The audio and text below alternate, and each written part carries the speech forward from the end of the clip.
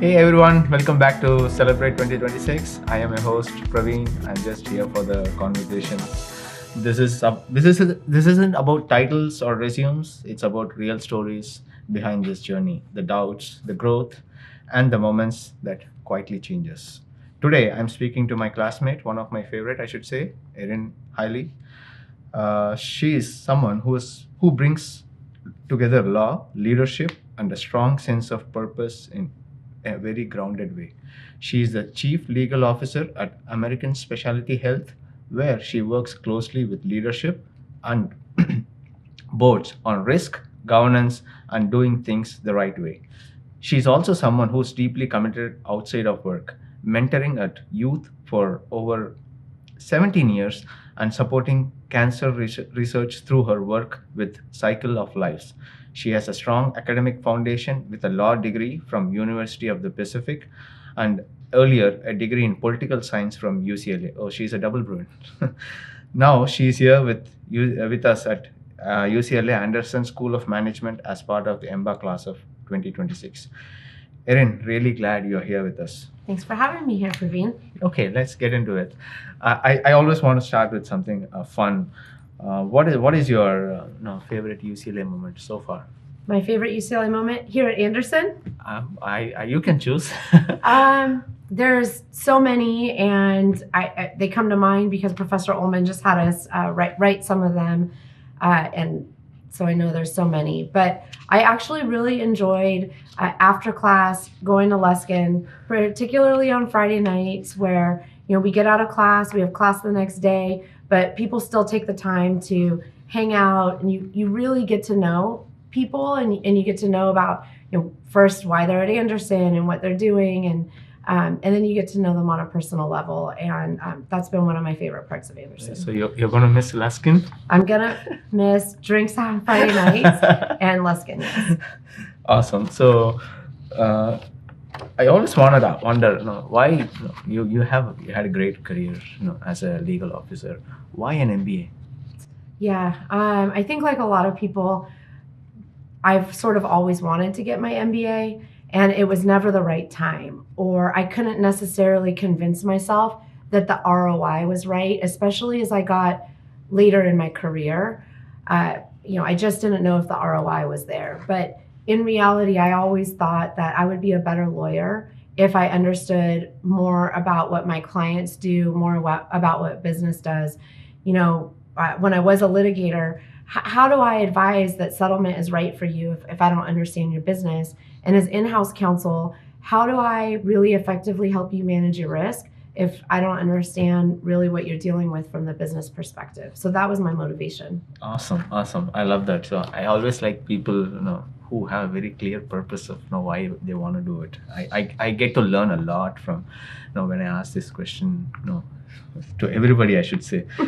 Now, was there a moment that made you pause and rethink things, Erin? At Anderson, or in my life? In general in life. In general in life.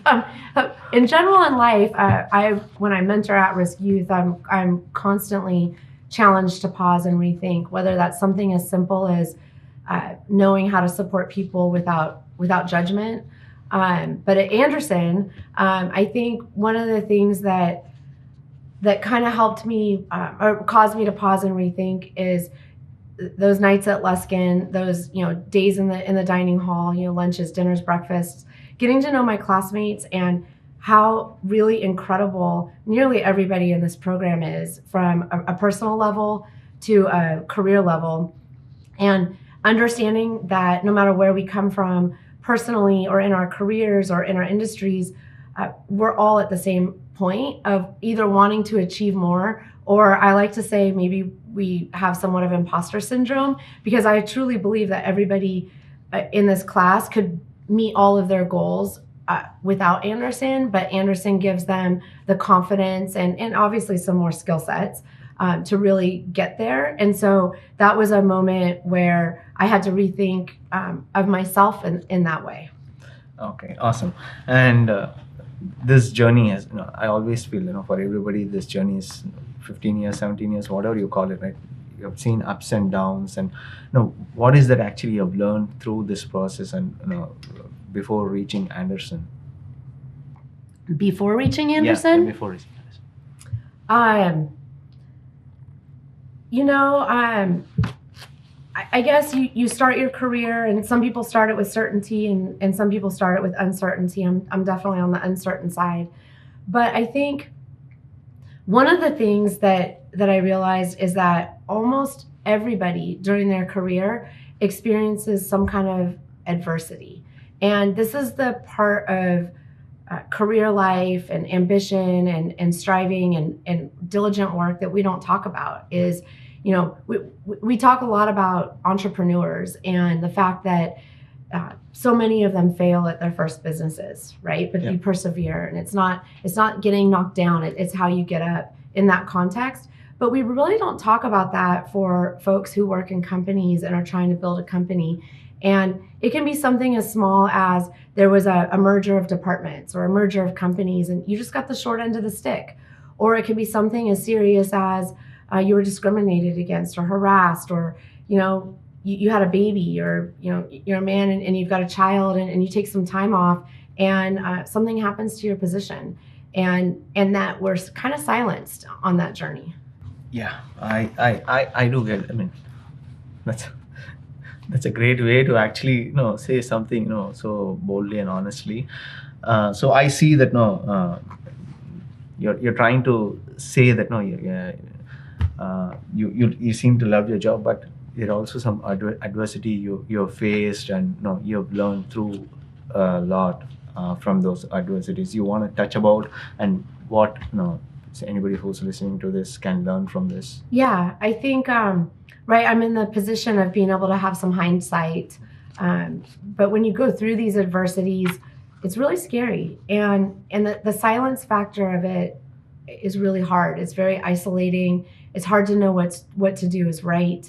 I had an experience. I had an amazing job. I moved up in the company. I loved my job, and there were a lot of things that weren't fair. There was discrimination and harassment, and really, I'm not going to get into it, but kind of shocking types of stories that you don't think happens today. But in that, one of the challenges was not just how do I persevere? Do I stay on my path? Do I get off my path? Do I become someone different to meet the moment? Do I dig in and become someone stronger? But what guided me was how do I make sure that the adverse experience happening to me is not seeping down into those that work with me, or across into those who work with me. And I think that having gone through that, you can look back and you can say, this is how I met that challenge, and this is the skill set that I gained, and these are the benefits that I can provide in my career going forward. When you say that, what I'm trying to understand from you is, yeah, you're right. Everybody faces a lot of challenges, be it work or any other place. Again, thanks for talking about it so openly. How would actually help you be a better person? Yes, speaking up is very important. I do understand that. I'm guilty sometimes not doing that. How would it actually help you on? Where did you find the confidence to do it? Yeah, I think speaking up for yourself is one of the hardest things. Speaking up in general is hard. But speaking up for yourself is difficult. And I think the confidence came from, honestly, my experience mentoring, watching young people who really have had an unfair lot given to them, and the way that they can show up with courage inspired me to have that courage. But it also made me know that that when we teach them that they don't have to be alone, and that when they share, they become stronger and they grow. So applying that to myself in the workplace, knowing that I wouldn't be a full person if I had to silence part of my story. And then it's really in the experience of it when you share it and you realize it helped somebody. And then that encourages you to share it again. You don't want it to become you don't want the negative part to become your identity. So always, what did you learn? and if you had a negative experience in life, how can you bring that forward? So today, I believe that, that particular experience allows me to really deal with the chaos of the workplace in a way that makes, hopefully, my teams not experience that same chaos. But the impetus is learning from others so that you can take care of yourself. Yeah, thanks again. I love that aspect of yours. I know that you are volunteering for a long time, 15 plus years. That's a great way of actually giving back to society. I like your reflection that when you're trying to mentor somebody, it's an experience for you as well, where you're trying to teach. There's no better way of learning than teaching. I think that your experience or your insight into it actually is so great. I love that. And right now, what brings you to Anderson specially? Why an MBA in Anderson? Why not somewhere else? Mm-hmm. Why at this stage? Well, the MBA at this stage is the experience being a C-level executive from the lawyer's perspective is, you're really in a lane as an attorney, and it's an important lane for a company. But as you interact with other C-level executives and you start discussing really where their risk tolerance is and how to move the business forward, you really do need a deep understanding of how the business works, and you need to get their lingo. So it makes perfect sense for the MBA now. And Anderson, I have to admit, I applied to some schools, and I'm a hardcore Bruin, just hardcore. And my sister won a national championship here. Oh, awesome. In gymnastics. Oh, wow. My dad went here. My uncle went here. My cousin's daughter goes here. So we're a Bruin family. And I tried to say I'm going to have a very open mind and explore other programs, and I did. But when I got accepted to UCLA, it tugged at my heartstrings. But really, it was the focus on the ability to explain these different, the flywheel, basically, and it was a way for me to understand where I have strengths and weaknesses, and to pick what I want to put attention to and grow.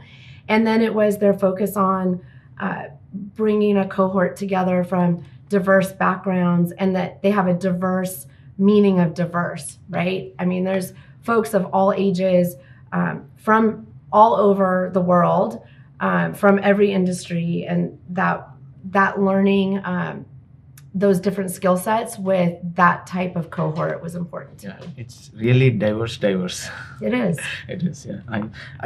I remember telling somebody, you don't realize how diverse it is unless you step into the class. It is. It's so diverse. Nice.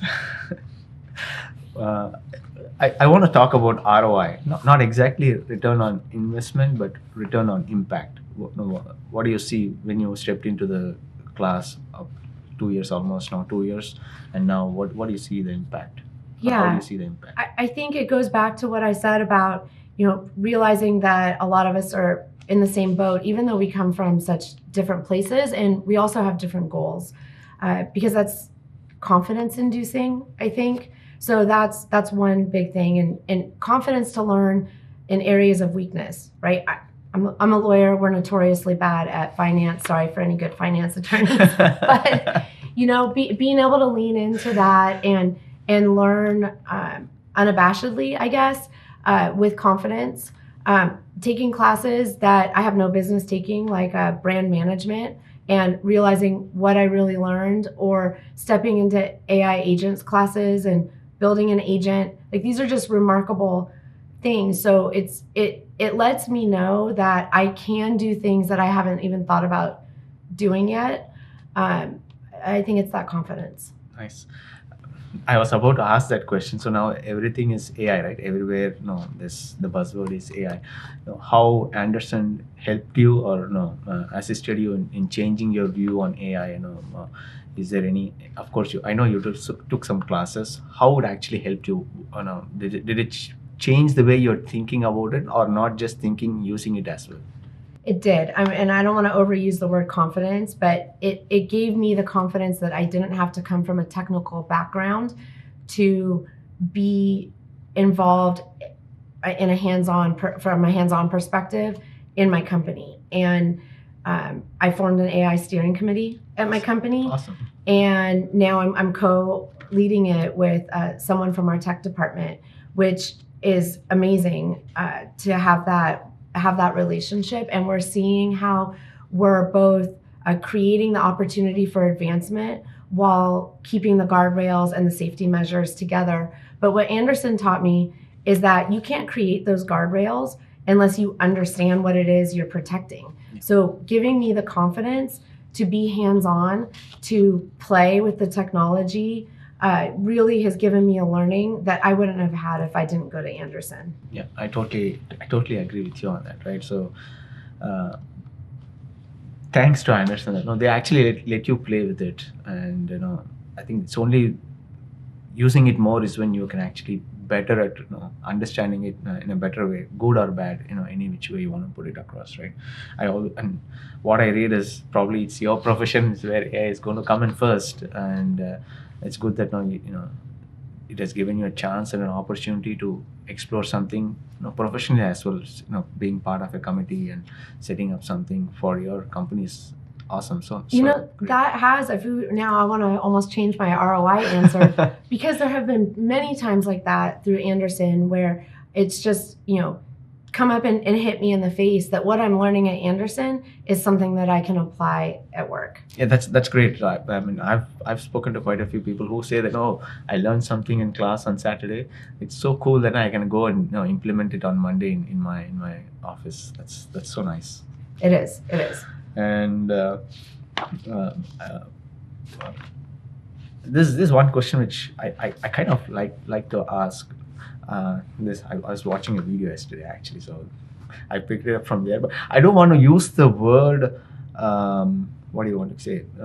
Redo something or if you have any regrets, looking at last 10, 15, 20 years, do you want to redo? I don't want it use it in a negative way, like regret, but looking back 10, 15 years, given an opportunity, is there something you want to do it in a better way? Yeah, I think, I would like to get my MBA a little bit earlier. I think I was a little bit afraid of it.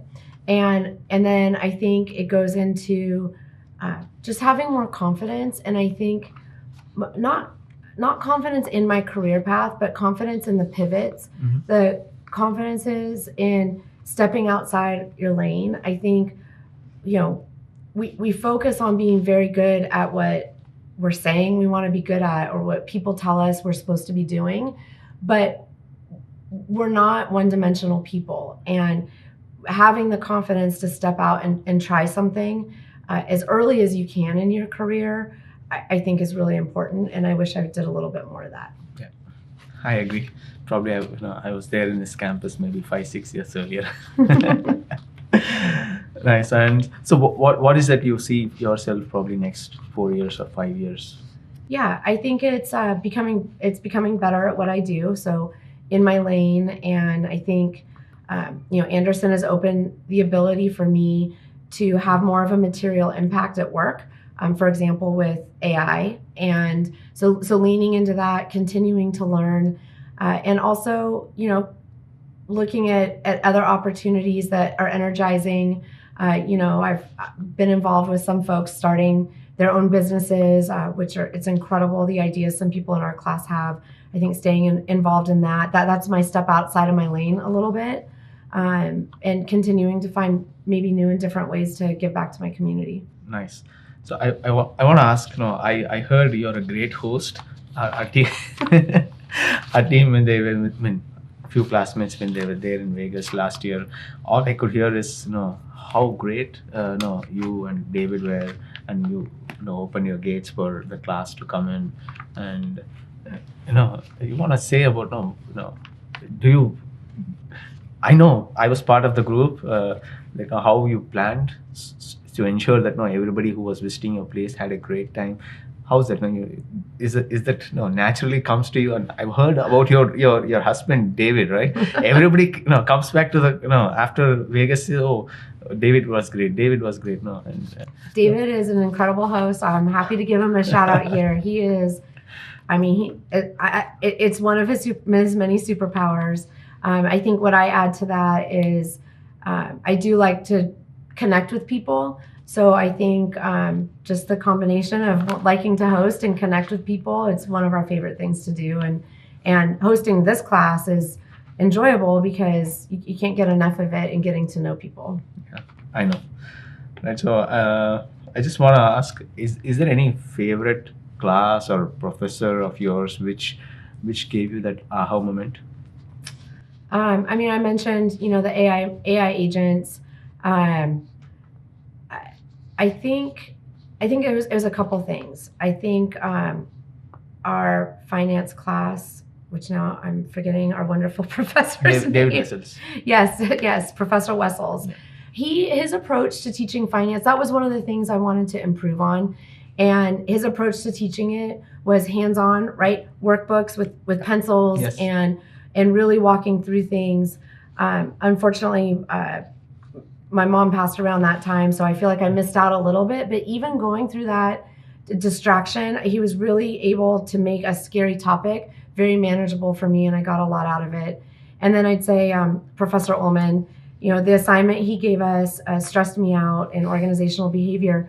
But I picked a project that worked, and I'm continuing to expand on that project with my team to improve my leadership opportunities as well as those on my team. So I think they had the most impact.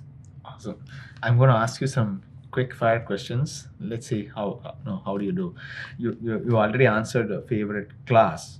No, like you just talk about professors. Any favorite course or a subject? It was the AI agents. AI agents, yeah. And we did that with the international exchange students too. Right. So that was a great time. Nice. Hardest class? Hardest class was, it could have been that finance class, but I'm actually going to go statistics. Oh, first quarter. Right back in school, yeah. Nice. And is there a restaurant that you want to recommend here in LA? Yeah, LA, Vegas, yeah, whichever. Let's see. In LA, I think one of my favorite go-to restaurants is, oh my God, there's so many, but I like the Paco's Tacos on Centinela, in particular the calamari steaks. Nice. Most memorable study group? The first one for sure. The first one. You don't know these people. You're thrown in. You have to work with them. And I just think you get to know them on a level that you don't have the opportunity to later. Nice. You want to name them? Yeah, it was Aline Mardelli, JB, Andrew, Soham, and Benji. Okay, nice. One word you want to use to describe Anderson? Transformational. Oh, of course, with the theme. And shout out to someone in the class? I probably have two. Mm-hmm. Aline, who was in my first study group, so we get to bond on that level, but she just, I don't know, has a way of making me always optimistic about whatever's going on, and just makes the journey really fun. And I also think Vic Hill, because he from an early time in the program was very inquisitive, made me really reflect on myself, and is responsible for the capstone I'm doing. So they've both had a really big impact. Yeah, he's part of your, you're all doing your capstone together. Yeah. Nice. And favorite place to hang out? Favorite place to hang out? Probably with classmates, yeah. Oh, with classmates? Yeah. Well, I mean, my favorite place to hang out is my house when I have visitors, but since that's not close, I travel in, so I've got to say Luskin. I don't have the opportunity to say anything else. I want to ask you, how do you find time? You stay in Vegas. I know most of the time you're traveling and you're part of a bi-weekly class. How do you find time? You just make it happen. Sometimes I learned the skill of packing 2 suitcases, so you can have one for LA and one for your work travel, so you can find your clothes easily. That's a tip I've put in practice. I remember you gave me this tip. Yeah, it's very helpful. And one thing you'll miss after graduation? Graduation is so bittersweet. I'm gonna miss the people, but I feel like that's cliche, and we almost all feel like that. I'm gonna miss pulling myself out of that regular career life to think about and learn stuff that I don't have to think about or learn. Oh yeah, I love it. So last question. So if you want to give a bear hug to someone, who would it be? In the class, Yeah, it can be anybody. it can be anyone. Mhm. Well, I'm gonna give the bear hug to my husband Oh. because obviously he has got a reputation as being a good host of our class, so he's kind of part of it. But our families really do give up a lot, and we get the spotlight. But they're really our silent, or for some not so silent, support. And I think I'd be remiss if I didn't give the bear hug to him. Yeah, totally great point. I think that's a great way to end that. No, there's so many people who are working behind us so that we can get this done. And yeah, that's so rightfully said that no, they should also get some credit, if not more credit than us, for helping us complete this program. Absolutely. Thank you so much, Erin. As always, love talking to you. Thank you for your time. Thank you, Praveen. Thank you, guys. See you in the next episode very soon. Thank you.